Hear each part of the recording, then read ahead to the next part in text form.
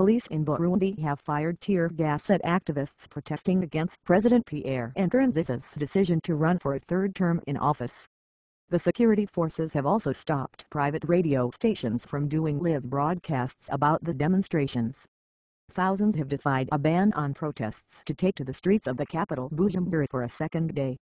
At least 3 people were killed on Sunday as police shot live ammunition in the air to disperse them. Prominent human rights activist Pierre Claver Mbonimpa has been arrested in the building of the local press association. He had previously asked the ruling party not to put the president up for a third term in June's election, arguing that it would be a violation of the Constitution.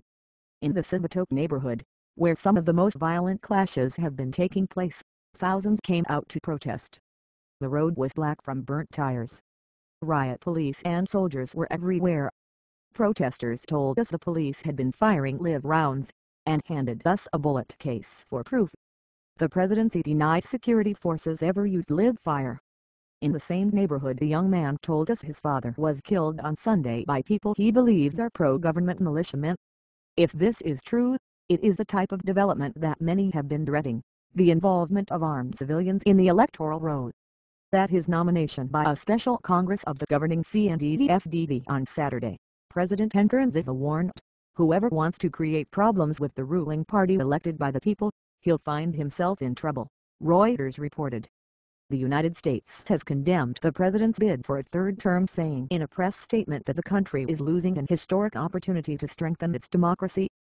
Mr. Nkurunziza, the former rebel leader, has served 2 terms as president, coming to the office at the end of the conflict. Burundi's constitution only allows the president to be elected twice. But Mr. Nkurunziza's supporters argue he is eligible for another term since he was appointed by Parliament in 2005. The opposition says the bid threatens a peace deal that ended the 12-year civil war in 2005.